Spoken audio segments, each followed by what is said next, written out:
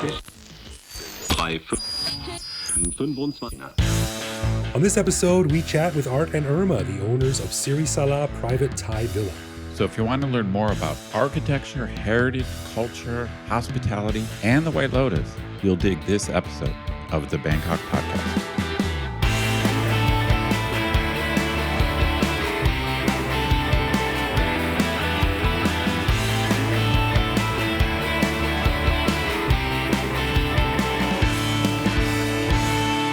Sawadee krap, and welcome to the Bangkok Podcast. My name is Greg Jorgensen, a Canadian who came to Bangkok in 2001 on a cultural exchange when I was traded for Kunyai's recipe for bami mudang.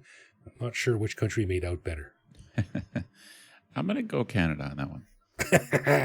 And I met Knuth, an American who came to Thailand on a one-year teaching contract over 25 years ago, fell in love with the startling depth and variety of Thai cuisine, even though I tend to order the same 3 dishes over and over again, so I never left. It's funny, I was talking about this with our buddy Andrew today, and I said, like, Thais and food is such an interesting relationship because, like, if a Thai person goes for a week without Thai food, like, they literally start to have, their mental health starts to deteriorate. That's funny. You know, like, if I never ate a pizza or a hamburger for the rest of my life, I'd miss them, but I'd be fine. But, like, you know, they get really hangry and upset if they can't get Thai food regularly. I do feel that Thai people are very attached to their own cuisine. I mean, that makes sense that they would be. Yeah, it's delicious. You know, when I ask my students, you know, how often do you eat Indian food? They look at me really strange. Like, why would we do that? Why? Well, there's Thai food all over the place. That's right. I think my students occasionally, I would say, actually, we did our show on this, of course, but I would say like pizza might be the number one thing that they might have that, you know, that's not technically Thai food that they eat fairly often, I think. So you say, I'm going for Italian, then you call Pizza Company and order like a green curry pizza.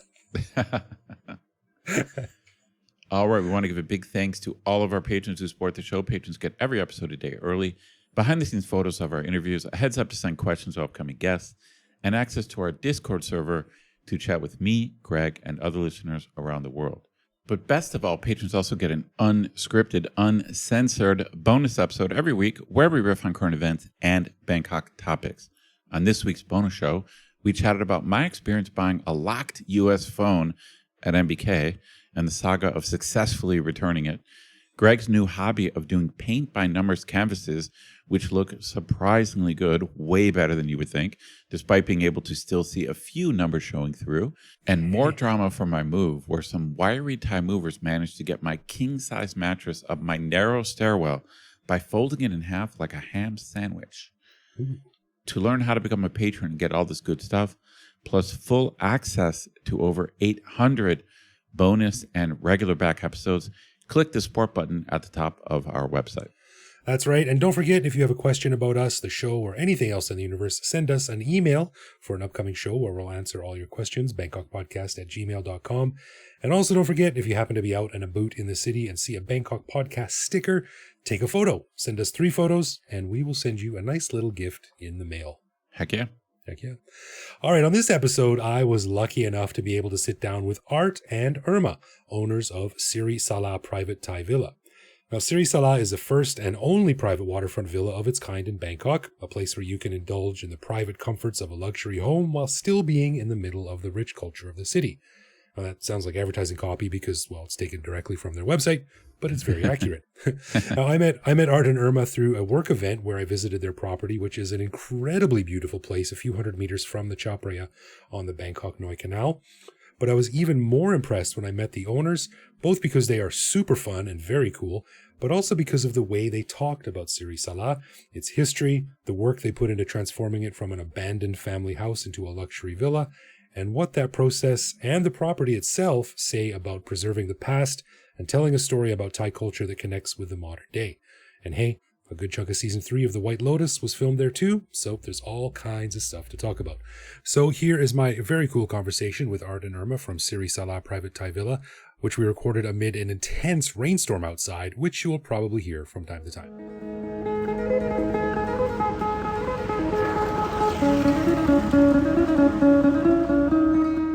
All right, I am very lucky to be sitting down here with Art and Irma. They are the owners of Siri Sala Private Thai Villa. Welcome, Art and Irma, to the Bangkok podcast. Hi. Yes. Hi. It's very, very nice to sit down with you. And I'm surprised when I showed up, I have this ridiculous spread of snacks and food and welcome drinks, and that's very much appreciated. You're not helping me with my diet, but... Well, we are Thai. We love to snack. So, so of course, you come to our home, snack is, it's a must. Thank you so much. Well, the reason that I'm excited to have you on the show is because we met only recently through work. My company works with this property, and I love the story of this place. And for a quick background, this is a very luxurious private villa, Bangkok Noi Canal, which is sort of on the west side of the Chao Phraya River, and it's an amazing property.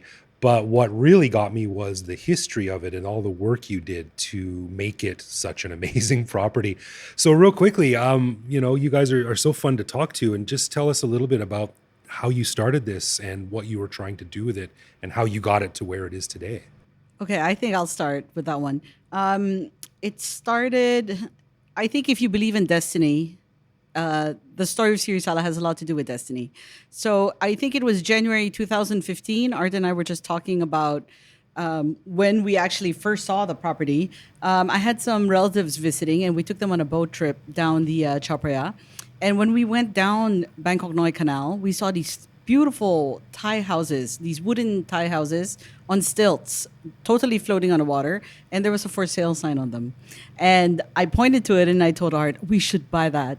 And of course, Art being Art, he said, Are you crazy? okay. He was really like, Because my mind went something else. I was, I'm Thai. So I thought of flood and mosquito. It was the first thing I saw that house. Oh, flood and mosquito. And Irma turned around. Oh, isn't it beautiful? So our mind were in a different place at the same time. Yeah. So very luckily enough, I took one blurry snapshot of the house as we whizzed by, and it had a phone number on it. And Art was totally against it in the beginning. So I went back to a colleague of mine, a friend of mine. Her name is Chotika. And I asked her to call the number behind Art's back, right? To find out, hey, can you find out more about this house I saw? And she called and she said that it was completely like a deadline. Like nobody picked up. It wasn't even ringing. So I put the thought to bed, basically, of these Thai houses. And a year later, we went on all these vacations as a family. At that time, we had very young children. Our son was maybe 6 and our daughter was maybe 3.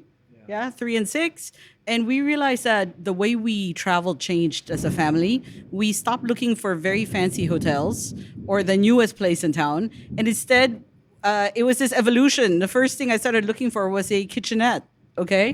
And it really dawned on me, when my son was a baby, we were in Hawaii, and I had to beg the Hilton to bring a microwave up to our room. Okay. And it was because, of course, he was eating baby food, and we were throwing breast milk and all these things. And then we realized that, okay, we had 2 kids now, and their travel experience mattered even more than ours, if that makes sense at all. We wanted them to learn during their travels. We wanted them to feel culture when they traveled. So when we went to France in Bordeaux, we stayed in a farm. Do you remember that? Yes. We stayed in a farmhouse. And it's really funny because, of course, us being adults, we were with another family, and we wanted kind of like a fancy house, had an indoor swimming pool, all these things, a billiards table. So, you think that us as adults, we remembered the indoor heated swimming pool, but actually for the kids, the only thing they remember from that trip was the farm in the back, and that there was a donkey that they could feed and touch. And every day they will go out to the garden to meet the donkey, and it was just, and we have picture with the donkey, and that is the most magical moment for them. It's so funny what the difference is, because you're look at the thread count here, this heated swim. They're like, we don't care. Yeah, they don't care. There's an ass out back that we're into. It's a totally different appreciation of what's on offer. It's true. So the way we traveled as a family really changed. We looked for places that had a garden they could run, or a staff that was more welcoming for families and children. Right. Or would take multi-generational. So sometimes we'd travel with Art's family, or we would travel with a nanny, for example. So we needed places that had multi-rooms and we could still stay together. So with that knowledge, when we came back, I told Art that, Bangkok is a beautiful city with the most beautiful hotels in the world, honestly. And I said, but what it doesn't have is a house where people can get together in groups or children can run free. And I think that's an important bit, because as we take kids around the world, we still seek luxury, but luxury is different. I don't want to be in a hotel where I have to admonish them. Please, kids, don't run. We will bother other Okay. guests. Please be quiet. Don't touch. And I feel like, those are not conducive for them to explore. So therefore, it's not that we don't seek luxury, but luxury change and it's become more meaningful. It's become shared between us and our kids. In fact, to this day, I ask my daughters what of the thing that she remembers is about these trips. She remember one time we stay in the olive grove in Tuscany, and where we picnic outside and we learn how to do cold press and make our olive oil, and we get to eat our own olive oil. Or when, yeah, it's just stuff like that that I find so precious because it connects us to the place, and we learn and we share. And that freedom, I think that is a new luxury that we want to give it to our children. Right. That we can explore together, enjoy together, and be careful together as a group, not just, just us. Yeah, so we came back to Thailand with this new, let's say, definition of travel and new definition of luxury. And I told Art, Bangkok has all these beautiful hotels, but what they don't have is like a villa, strangely enough, okay? Like you can find a villa in Phuket and, all these islands, but there's none in Bangkok. And so this time, with his blessing, he said, go look again for those like Thai houses. So I didn't have to do it behind his back anymore. So we did a search this time looking for any kind of like stilt wooden river house that was still for sale in Bangkok. Okay, I like that hardcore. introduction. Yeah, and this time our Google search found these houses, these wooden houses that were for sale, but they were in a slightly different area. They were deep down in Thonburi, in one of the canals in Thonburi, and this time with Chotika again, the girl who helped me the year before. I said, let's go visit these places, and when we went to go visit, we could not find them on Google Maps. We were getting hopelessly lost, and the owners told us, okay, don't follow Google Maps. Just here's our instructions. And when we arrived at the place, when I stepped in, all the hair on my arms stood up because I realized instantly it was the same house I saw from a year it was this before. place? Yes. Oh. It was exactly the same place. And I went to the owners, who at that time was just a mother in her 70s and a son in his 30s. And I said, what happened to you guys? We tried to contact you last year. And they said that last year they decided to sell, but they changed their minds pretty fast and they threw away the SIM card. And when I said that if you believe in destiny, that year that I decided to look again, that week was the very same week that I looked and they decided to list again. And I was the first person to come see them. Okay? That does sound a lot like destiny to And me. she was so excited when she came home. Of course, she didn't invite me because she doesn't know how I'm gonna react to it. So she came home and she said, "Art, you wouldn't believe it. It's a sign." Yeah. I saw this property. It's the same one we saw last year, the one that you kind of say no to. And now it's back. And you know what?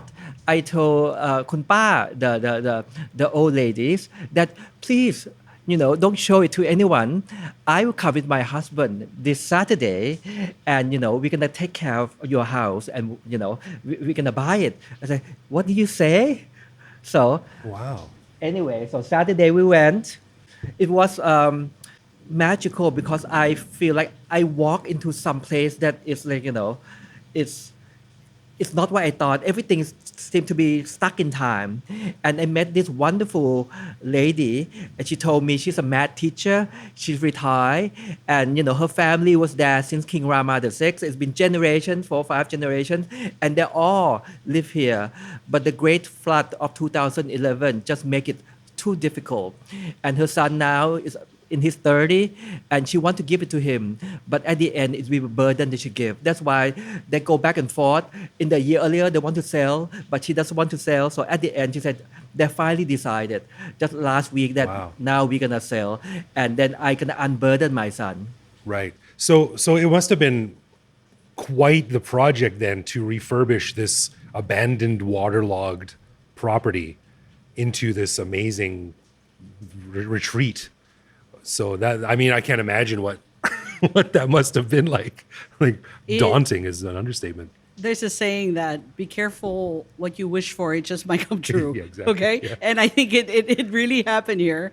And Art and I, we're just regular people. Neither of us is an architect or interior designer. And in a way, we bit off more than we could chew because actually we wanted very much in our hearts to preserve what we could and continue this sharing of a Thai life by the river. And so it took us years, actually. It took us years to think in our minds, what can we save? What should we save? What part should we continue to show? What part should modernize? And that was a very long and lengthy debate. 5 years, in fact, because at first, Irma's intention, because at that point, Irma has been in Thailand for, I say, 17 years, 16, 17 years. And No, then, 15. yeah, she always tell me that, every time I come to this canal, it seems like this still house is, become less and less. Is it wonderful if we can preserve and take care of it for the next generations? So that was the intention when we bought it. And obviously, like Irma said, this is not what we know. We're not architect, we're not engineer. So we did eventually consult afterwards with architect and engineer. And after they did their studies, they come back and say, Kun Irma, I'm so sorry to inform you that you cannot quite preserve this stilt house as it was, because we bought it in April.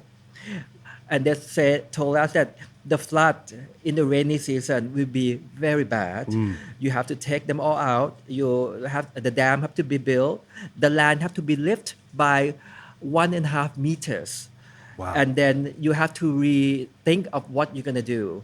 So the difficulty is that what we thought is a preservation project, one of the things Irma told me is that actually I want to do it justice. I want to know how we're going to take care of Thai house in the way that is respectful. So after we assemble teams of architect, interior, what have you, and contractors, she insists that we did a grand tour of the Thai master builders. So we went to Ratburi, Phetburi, Ayutthaya, all the places where the master live and the Thai house exists, and we learned the different style from them. And one of the biggest lesson is that when we go to this house, the architecture integrity and authenticity is there. It's so beautiful, but it's a remnant of the past. The people want to interact like a museum piece where they go, observe, appreciate, but not participate and engage. So one of the things we talk about is that if we want to really preserve Thai house, we have to really evolve. A house is a place that, give comfort. If we're going to bring our young children here, they want to be comfortable and sleep in. And, how can we preserve the integrity of Thai architecture and evolve as Thai lives change, lifestyle change. And we see examples in many great cities. You see a lot in Europe that old houses has been transformed, but yet preserved and people live.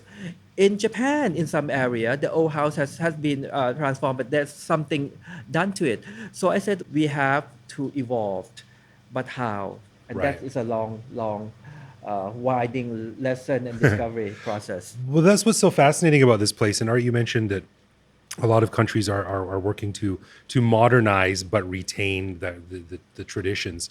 And I think Bangkok is sort of a tug of war between these things, because the more you explore the city, the more you realize just the gargantuan number of structures here that are not being used, that are abandoned, that are empty, that have been sitting there for years and years. And you also realize that a lot of times there's a real lack of appreciation for that heritage, and they just steamroll over it and build something new. The old Scala movie theater in Siam Square still makes me mad. Something beautiful like that is just knocked down and they build a whatever next to it, kind of soulless. So the idea of modernizing but retaining the history and the stories is a fine line to walk, and it's not easy. And this place is so impressive because every picture on the wall, every walking stick I'm looking at over there, or or artifact on a bookshelf or decoration, as far as I know, most of them anyway, they were specifically chosen by you guys or your team. There's a story behind them, and there's a purpose why they're here and what they represent. Yeah, you're totally right. And Greg, I'm glad you mentioned that because the house we're in right now, okay, I know your viewers, they can't, your listeners, they can't see it, right? Oh, I'll put some photos on there for on the website and for the patrons. Yeah, we are in a what's called a Ruenpanya. Okay, I'm sure I Ruenpanya. mispronounced. There you go, I mispronounced that. Okay. How ridiculous. Yeah, how ridiculous. Yeah. And it's really interesting because this style of house for Thai people is considered not the most beautiful. Okay. And actually, when I told you that we bought these three wooden Thai houses on the river, right? One is this style, and the other one was the more beautiful Ayutthaya style sweeping ceiling that most people identify as a Thai house. Okay. Okay. But it was built later than this house that we're in. And Art and I made a conscious decision to save this house because it was the very first one built by the family on the river, okay? It was this style, central Bangkok style. And it's funny because when we made a decision, even our architects came to us and said, are you sure? Okay? They kept telling us, this house is not worth saving. This style is not too common. So this is like the redheaded stepchild of what was here and sort of lesser appreciated, but that's what the value comes from. Correct. So most homes in Bangkok were built in this style, which has a squat roof. Okay, By the see it, river. okay? This is a style by the river. You still see it all throughout the city too. And it's really interesting because most people who have this style of house will knock it down and sell the wood for money. Wow. But to them, it's not worth saving this style of house. And so Art and I made a very conscious decision that this is exactly the house we're going to save. Interesting. Because it belongs to this region and it does have that story to tell. Like one of the things, if you look in front of you, do you see how many front doors we have? In this structure? Yes. 3 at least. Yeah. 3. Yeah. One house with 3 front doors. And people, I always ask the question, why do you think we have 3 front doors? It wasn't subdivided into little rooms or anything. Yes, it is. So that's the beauty of a Thai really? house. Other than being built without any nails, the idea is that you could slot the wood together almost like a Lego piece, right? okay. And if you see these poles, there are 2 sets of poles, and it corresponds. There were these wooden panels that you could use on these, and this structure we're in could be a 1-bedroom, a 2-bedroom, or a 3-bedroom. That sounds almost Japanese with the paper walls between rooms. Or something Interesting, like right? that. And Yeah. if it was a 3-bedroom, everybody would have their own front door. Oh, cool. Okay. So it's a very interesting style. This is also the building where they filmed a significant portion of the White Lotus season 3, which was partly filmed here. I'll talk about that later on in a little bit. But talk to me about rebuilding the front of the property, which fronts onto the Klong on Bangkok Noi. You said it needed to be raised by a few meters and build a retaining wall and stuff. That must have been let me mention crazy. first, because one of the things that Irma insisted, and I think it's like make all the difference, is that because we want reserve, we could not, but Irma told us that we have to put everything in the storage. Every piece of wood in the house that we want to, rebuild, we have to mark everything.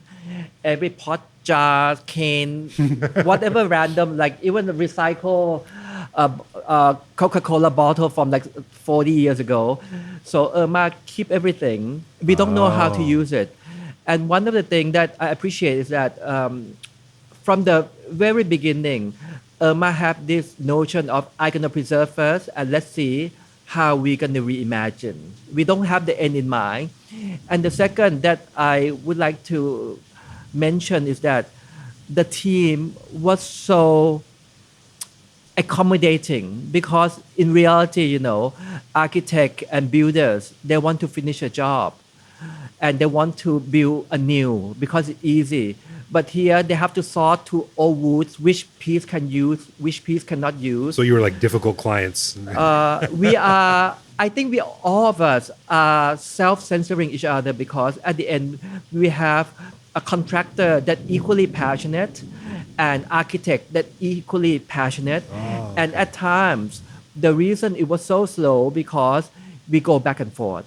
Sometimes it's done and we say, oh, this is not domestic enough. It's too much like a hotel. And sometimes it's too elevated. It's not. So we go back and forth all the time. And if you see one of the the walls outside. You have this beautiful what do you call it? The the top of the corners.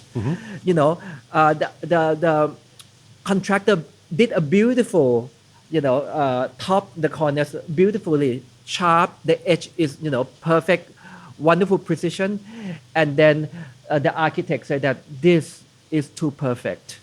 I want you to knock it down. Oh no. And please mold it by hand.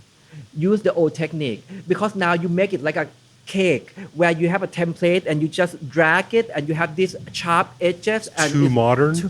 too perfect. Too perfect, okay. To preserve. So even the sensitivity of not only the look but how it is achieved. Interesting. So he said that okay, can you find a cement guy who can do hand molding?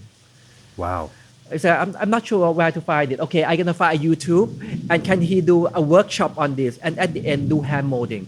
So even though it's done, we knock it off and hand mold again. So throughout the properties, there's decisions by all stakeholders try to not only present the end look that is inherently Thai, but also even the way to achieve it. Sometimes we go and do it in a way that authentic to the past. Right. Yeah, really, I'd like to give a shout out to our architects and interior decorators and engineers and all these things.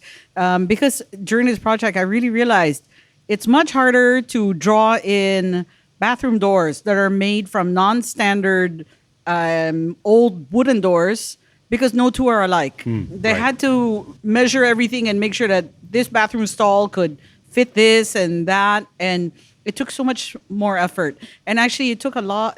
I would say that in the building process, that's one of the things Art and I encountered, is that most of the people we met in the early days wanted to knock everything down and just start new. Oh yeah, right. Yeah. Okay, totally, Yeah. 100. They said, please don't encumber us with old things. Just let us start anew. Oh, it's so frustrating. And that took I would say almost a year to find find the the right right people. to find the right people who would Wow. say that let's try to preserve what we can. Let's try to work with the old. It's common in properties like this and people like yourself and myself and who are focused on not just what it is but why it is like that, how it got to that point and what it represents. So sorry, back to the river. So you built the wall. That is a government flood wall. So Okay. shout out to the government too, because actually ever since we moved in, there has been no flooding. Amazing. Yeah, and you're really right on amazing. Bangkok Noi Canal. But that lead to another problem because we used to have a pier, the old pier that connect to the river, as did our neighbors. But because of this flood wall, that disappeared and we have to redo it. But anyway, so the government did a good job and great. we are protected, and that's how we started. Good. For years, I've long wanted to get someone on the podcast from the government to talk about the water management system in the city, the klongs and things like that. It's incredible. And no one knows how it works, certainly least of all foreigners who come to live in Thailand. So I'd love to learn how they do it. But It's very tricky because life is along the river, and our neighbors, a lot of us used to have to be able to access river freely. So as we are protected by flood, of course, with global warming, we need to be protected. But how to balance with livelihood? So it's a difficult process. Some cope better than others.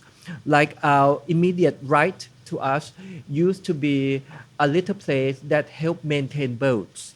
So the boat might come in, change oil, and the boat, because of this flood wall, the boat cannot just come into the property to be serviced. So obviously, they didn't fare as well.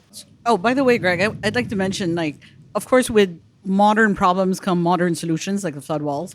And some quaint things from the past are lost, right? Yeah. I was just thinking that one of the stories of the people that used to live here that we bought the house from was the mom. She said that she used to just fish for shrimp and prawn right below her house. Here. Yeah, Oh, wow. she would just grab it from my down God. below.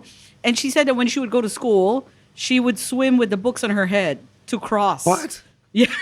And this is not that long ago. And you know what? This story has been corroborated by, believe it or not, the White Lotus's Kunlek Petravadi. Oh, okay. She also grew up in a water home by, you know where Supatra House is now? Yeah. Wat That- Rakang area, Yeah, yes. that's where she grew up. And wow. she herself said she used to catch shrimp.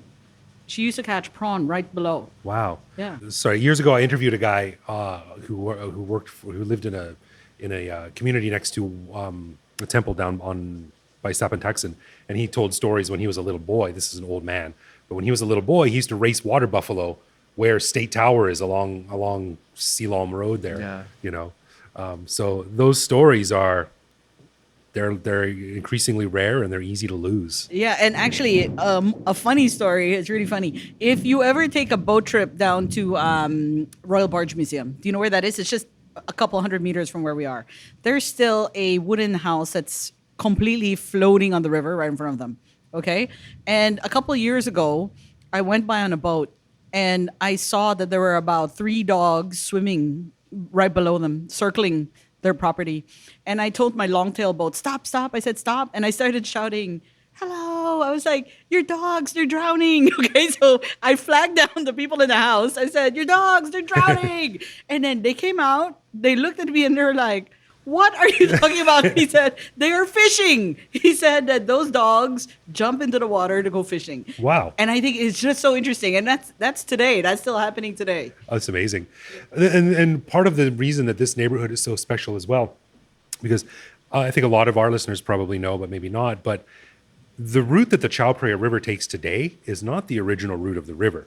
The one that the boats go up and down by the Grand Palace and all that stuff, those were shortcuts dug hundreds of years ago by hand when power was more centered up north. So the original route of the Chao Phraya River is now what we call Bangkok Noi, the klong that goes way around.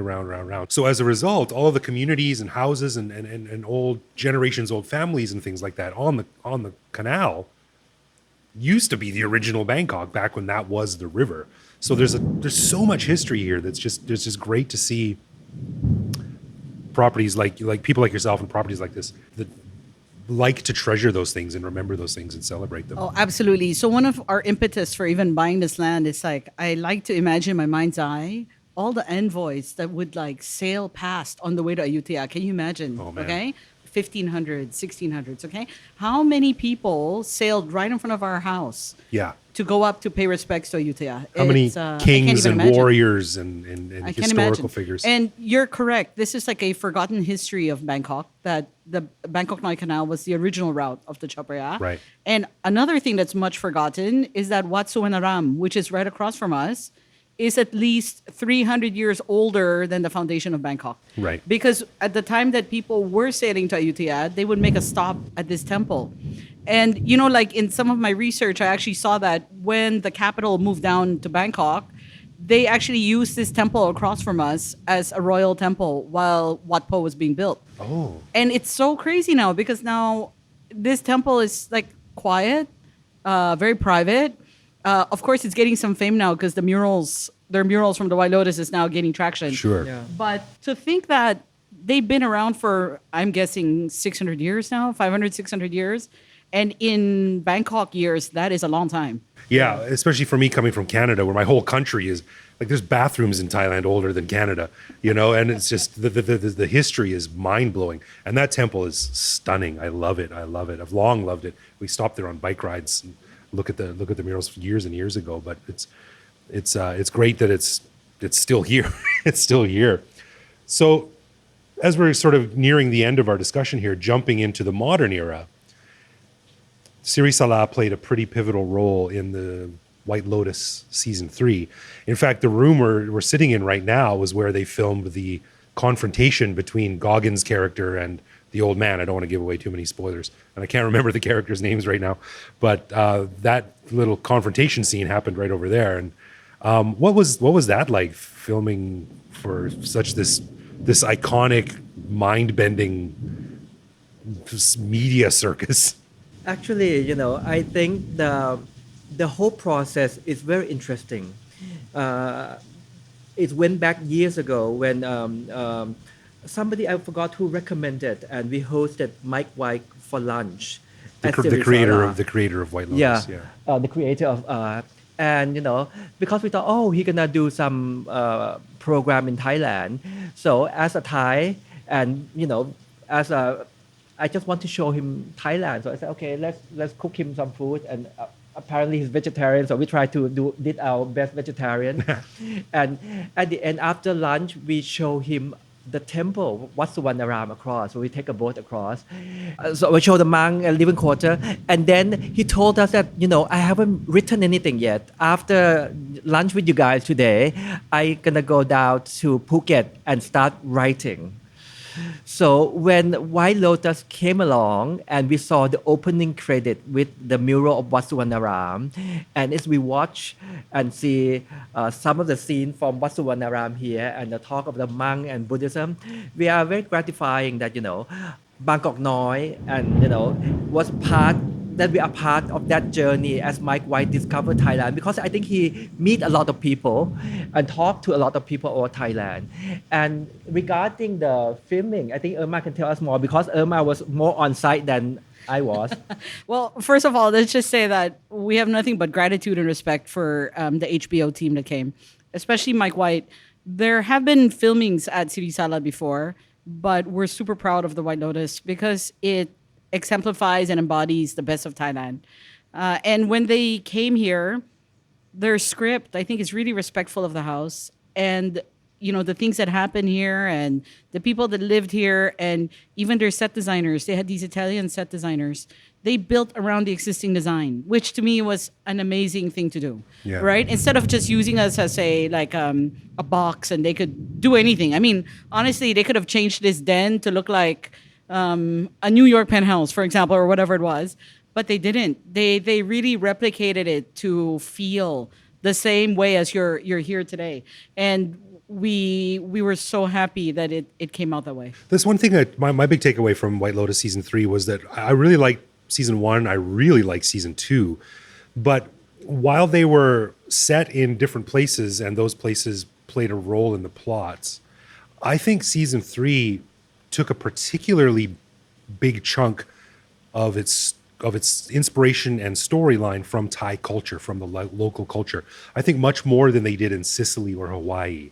I think Thai culture really influenced the dialogue and what the characters did and things like that. So it was really, really nice for me to see. And it's always great as a local when you see, I know that spot, I know that. I just did the same thing with the Alien Earth show that they filmed out at the university, and you're like, I've walked on that walkway and things. So it was very special to see on screen in a way that didn't whitewash it or cover it over and just use the natural beauty of what the place is. Yeah, behind the scenes, I mean, I don't have the exact number, but we first met Mike White in early 2023, and the White Lotus didn't come out until 2025. So that's 2 years. Yeah. They filmed in the summer of 2024, and between 2023 and 2024, their team came many times to see what the house would be like at sunset or in the afternoon or in the evening. They put so much thought, like you would not imagine. There's so much work that goes into making a TV show. People have no idea how much pre-production effort goes into it. Well, it's really cool, and I know you guys are busy, so I'll let you go. But thank you so much for sitting down. And this is such a fantastic property, and the work you've put into retaining the essence of Thai culture. I wish that it was more common. I wish that people would, when they see these old dilapidated properties, they wouldn't just knock it down and build new, that they would realize the history that's there and work to retain that and what makes it special. So if someone wants to come and have a very, very nice family holiday in Bangkok, where can they find out more about Siri Sala? Okay, thank you, Greg. That's a perfect saying. Actually, to tell you the truth, we're really excited to say that starting November 2025, Siri Sala will become a small luxury hotel SLH member, and we will become one of the smallest hotels by the river. We will be opening up for 5 bedrooms, and your guests and anybody really could come experience Siri Sala by staying in 1, 2, 3, 4, 5 rooms, okay? And on top of that, we're also retaining our private model, which means that if you need the entire villa, you can privatize it. And the all 6-bedroom villa could be just entirely for your group. So I'd encourage everybody to find out more by going to IG at sirisala.official or visiting our website, www.sirisala.com. Okay, we'll put all the links in our show notes and everything like that. Thanks. All right. Well, fantastic to see you guys, and thank you so much for taking time. I know you're very busy today, and thank you for this food. And Thank you. Our pleasure. yeah, maybe the portentous lightning storm outside, the gods are agreeing and with the power of what we're saying or something like that. But thank you guys. A pleasure to sit down. Always good to see you. And for our listeners, check out Siri Sala online.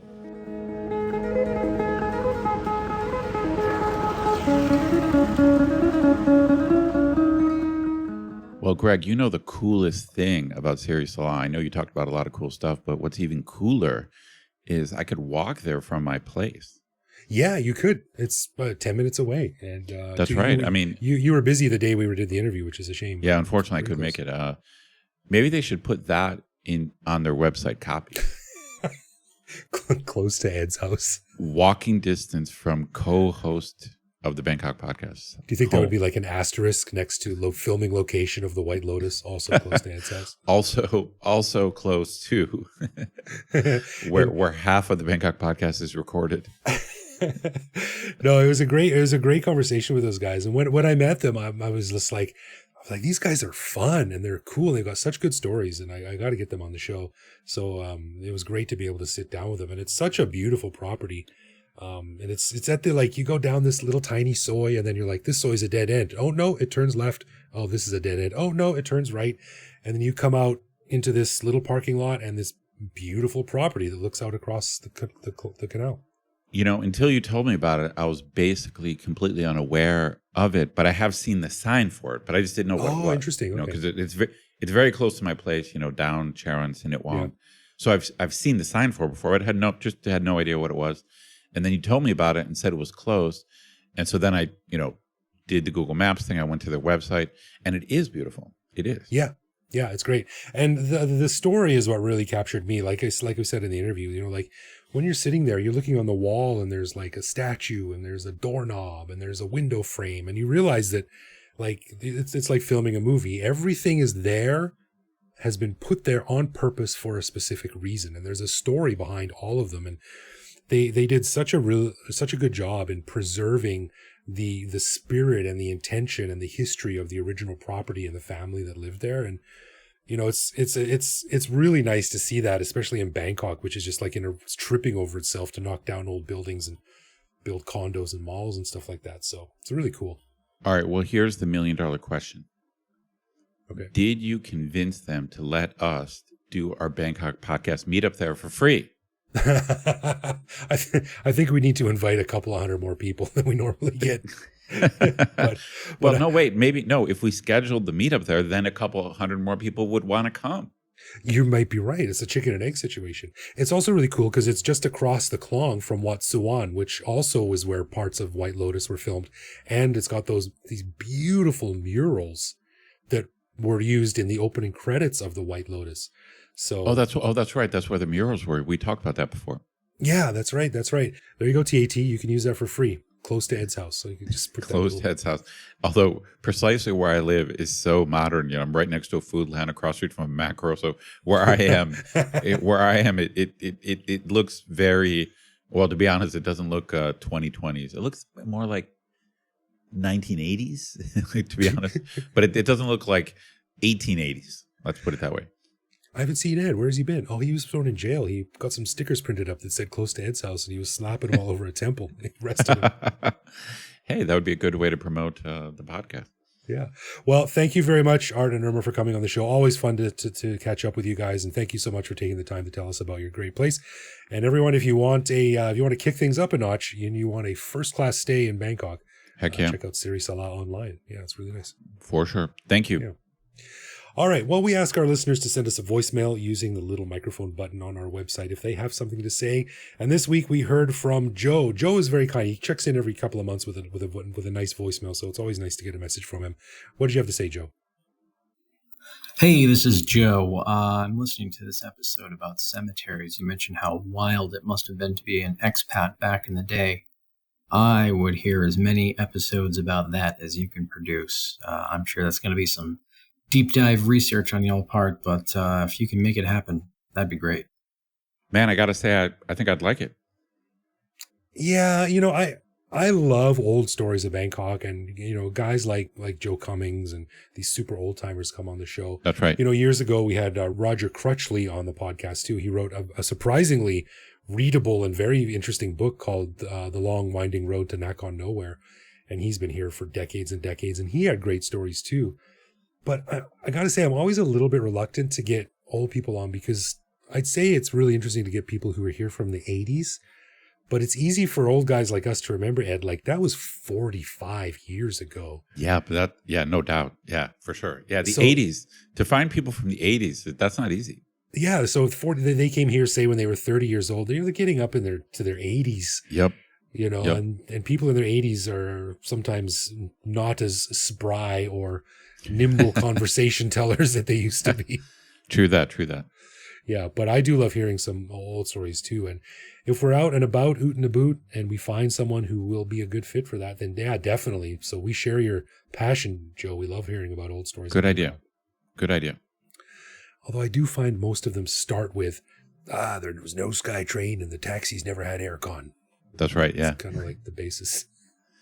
Well, the traffic seems to be a classic thing they talk about it. And, of course, people still complain about the traffic today.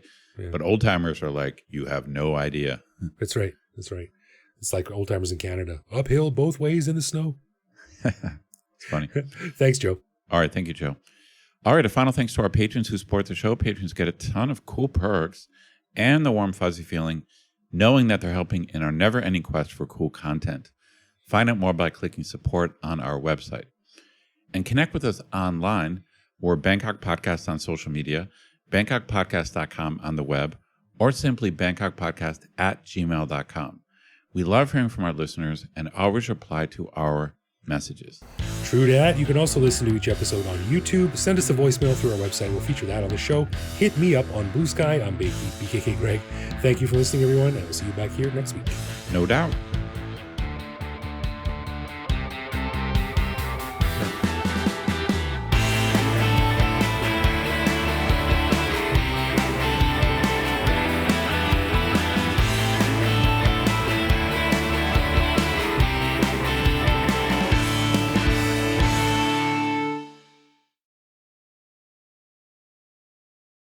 Visit the monk living water. I saw that flash outside. Yeah. And so we showed the monk a living quarter, and then he told us that